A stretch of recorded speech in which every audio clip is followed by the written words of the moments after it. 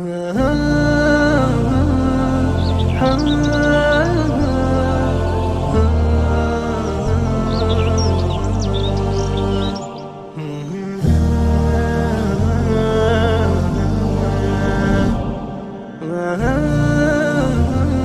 ابن عباس کے سوال پہ کہ تم نے جو ہے ہلال کب دیکھا، تو کہتے ہیں جمعہ کی رات کو. اتنی بات سمجھ میں آئی؟ آپ سوال کر رہے ہیں قال انت رأیت، تم نے دیکھا ہے؟ تو نام قریب کہتے ہیں ہاں میں نے دیکھا، اور میں نے ہی نہیں ورآہ الناس، اور دیکھا ہی نہیں میں نے اور ان لوگوں نے، تمام لوگوں نے، وصاموا، تمام لوگوں نے روزہ بھی رکھا، اور حضرت امیر معاویہ نے وصام معاویہ، معاویہ رضی اللہ تعالیٰ عنہ نے بھی روزہ رکھا. قال، اب ابن عباس کیا فرما رہے ہیں وہ دیکھو. ابن عباس فرما رہے لیکن رأیناہ لیلۃ السبت فلا نزال نصومہ حتی نکمل 30 او نراہ فقلت افلا تکتفی برؤیت معاویۃ وصیامہ قال لا ہکذا امرنا رسول اللہ صلی اللہ علیہ وسلم. رواہ ابو داؤد کی کتاب الصیام. یہ روایت اسی طرح ابو داؤد کتاب الصوم میں موجود ہے. ایک لفظ ادھر ادھر نہیں ہے، ٹیلی کر کے دیکھ سکتے. خبر دیا مجھ کو قریب نے، وہ کہتے ہیں کہ حارث کی بیٹی ام الفضل نے مجھے معاویہ کے پاس شام میں بھیجا. میں شام آیا، انہوں نے جو چیزیں لانے کے لیے کہی تھیں ان کی ضرورت میں نے پوری کر دی. فقضیت حاجتها، میں نے ان کی ضرورت کی ساری چیزیں لے لی. لیکن فاستہل رمضان، وہی جو ہے رمضان کا چاند دکھائی دے دیا. وانا بالشام، اور میں شامی میں تھا. فرعین الہلال لیلۃ الجمعہ، ہم نے چاند کو جمعہ کی رات کو دیکھا. پھر میں آخر مہینہ میں یعنی تقریباً 15-16 دن کے بعد مدینہ آیا. آخر شہر یعنی آخر شہر رمضان، رمضان کے مہینے کے آخر میں تقریباً 15 یا 16 دن کے بعد آیا. 15-16 رمضان کو آیا. تو ابن عباس سے میری ملاقات ہوئی تو ابن عباس نے مجھ سے پوچھا، ہلال کا ذکر کیا. انہوں نے یہ پوچھا تم نے چاند کب دیکھا؟ تو میں نے کہا کہ جمعہ کی رات کو. تو کہا تم نے دیکھا؟ کہا کہ ہاں میں نے دیکھا، اور میں نے ہی لوگوں نے بھی دیکھا، لوگوں نے روزہ رکھا، حضرت امیر معاویہ نے بھی دیکھا اور انہوں نے بھی روزہ رکھا. تو ابن عباس فرما رہے لیکن رأیناہ لیلۃ السبت، ہم نے ہفتے کی رات کو دیکھا ہے. فلا نزال نصومہ، ہم نصومہ، ہم برابر روزہ رکھتے رہیں گے، رمضان کے اندر روزہ رکھتے ہیں یہاں تک کہ ہم 30 پورا کر دیں یا ہم چاند کو دیکھ لیں. تو میں نے کہا کیا حضرت امیر معاویہ کی رویت اور ان کے روزہ رکھنے سے آپ متفق نہیں ہیں؟ وہ کفایت نہیں کرتی آپ کے لیے؟ قال اللہ، نہیں. ہکذا امرنا رسول اللہ صلی اللہ علیہ وسلم، ہمیں رسول اللہ صلی اللہ علیہ وسلم نے اسی طرح حکم دیا ہے.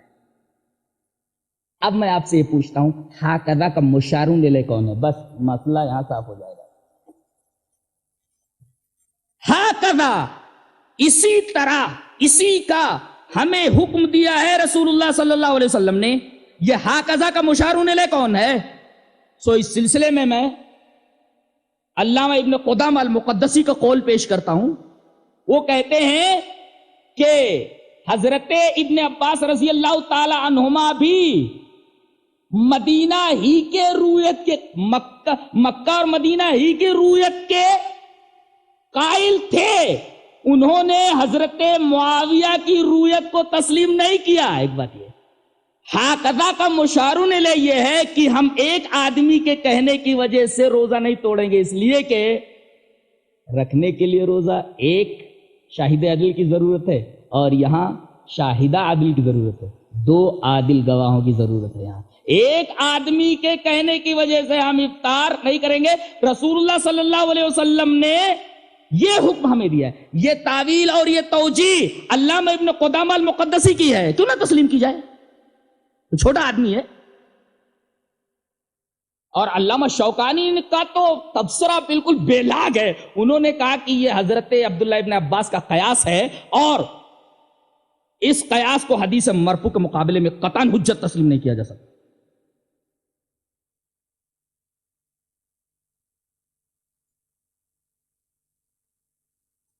اور اس کا ایک جواب اور دیا جا سکتا ہے، وہی جو میں نے دیا کہ چونکہ وسائل ہمارے پاس نہیں ہیں. اب کتنا فاصلہ ہے شام کا اور مدینہ کا؟ تقریباً 700 میل کا ہے، 1100 کلومیٹر کا ایسا کچھ ہے فاصلہ.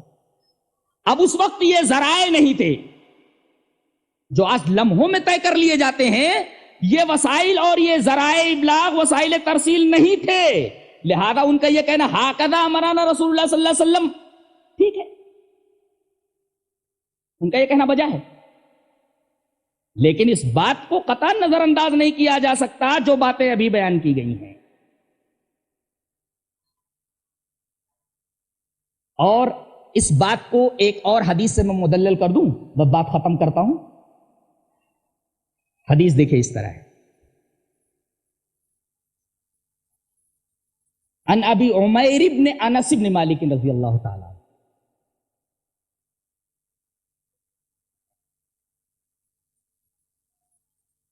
قال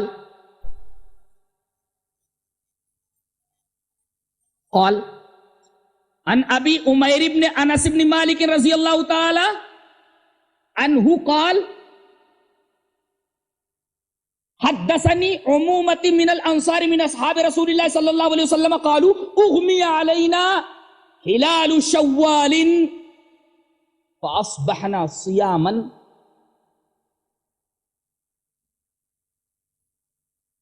فجاء ركب من آخر النهار فشهدوا عند النبي صلى الله عليه وسلم أنهم رأوا الهلال بالأمس فأمرهم رسول الله صلى الله عليه وسلم أن يفطروا وأن يخرجوا إلى عيدهم من الغد. رواه الترمذي في كتاب الصوم.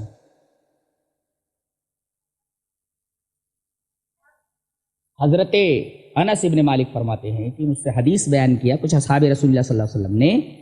وہ کہتے ہیں کہ ہلال کا چاند ہمیں دکھائی نہیں دیا، اغمی علینا کسی وجہ سے مختفی ہو گیا ہمارے اوپر.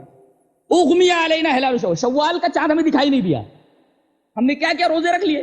فاصبحنا صیاما، ہم نے صبح کی روزہ رکھتے ہوئے ہم نے روزہ رکھ لیا تھا. فجاء ركب من آخر النہار، یہ کوئی عصر کے ٹائم عید کا وقت ختم ہو چکا تھا، عید کی نماز پڑھنے کا جو زوال سے پہلے ہے، آخر نہار میں آیا. یہ کوئی 4-5 بجے کا وقت رہا ہوگا. ایک قافلہ آیا، فجاء ركب من آخر النہار، آخر دن کے اندر ایک قافلہ آیا اور اس قافلے نے یہ کہا کہ انہم رأوا الہلال بالامس، کل انہوں نے چاند کو دیکھا ہے. رسول اللہ صلی اللہ علیہ وسلم نے یہ نہیں پوچھا کہ تم کتنی دور سے آئے ہو، کہاں سے آئے ہو. قابل غور بات ہے، کہاں سے آئے ہو، کتنی دور سے آئے ہو، تمہارے اور یہاں کے مطلع میں کوئی فرق ہے یا نہیں فرق ہے. آپ نے کوئی سوال نہیں کیا. فَأَمَرَهُمْ رسول اللہ صلی اللہ علیہ وسلم أَن يُفْطِرُوا، نبی نے فوراً حکم دیا کہ روزہ توڑ دیا جائے. یہ لوگ باہر سے آئے ہیں، اندازہ لگائیے رات میں ایک دن پہلے یہ لوگ چاند دیکھ کر کے چلے ہیں. کتنے گھنٹے ہو گئے؟ مغرب کے وقت اگر انہوں نے چاند دیکھا ہے اور یہ آئے ہیں دوسرے دن آخر نہار میں، کم سے کم 15-16 گھنٹے کا فاصلہ ہے. کتنی دور سے آ رہے ہیں یہ؟ رسول اللہ صلی اللہ علیہ وسلم نے یہ نہیں پوچھا کہ تم لوگ کتنی دور سے آ رہے ہو، تمہارے شہر اور جہاں تم نے چاند دیکھا ہے یہاں کے مطلع میں اور وہاں کے مطلع میں کوئی فرق ہے یا نہیں، کتنی دور سے آئے ہو کیا نہیں ہو. رسول اللہ صلی اللہ علیہ وسلم نے یہ سنتے ہی کہ انہوں نے کل گزشتہ چاند دیکھا ہے، آپ نے فوراً حکم دے دیا. فَأَمَرَهُمْ رسول اللہ صلی اللہ علیہ وسلم أَن يُفْطِرُوا، کہ وہ افطار کر لیں، اور وَأَن يَخْرُجُوا إِلَىٰ عِيدِهِمْ مِنَ الْغَدِ، اس لیے کہ اب ٹائم نہیں رہ گیا تھا نا، روزہ توڑ دیا گیا اور عید دوسرے دن منائی گئی. ان تمام دلائل کے پیش نظر کوئی بھی ذی شعور اور ذی عقل آدمی یہ فیصلہ کر سکتا ہے کہ مسئلہ اگرچہ اجتہادی ہے لیکن اجتہاد ایسا ہے جو شریعت کے تقاضے اور عصر کے تقاضے میں تطبیق دے دیتا ہے. لہذا اب یہ تطبیق چونکہ اتحاد اور اتفاق کی فضا ہموار کرتی ہے، لہذا کیوں نہ اس اجتہاد کو تسلیم کیا جائے.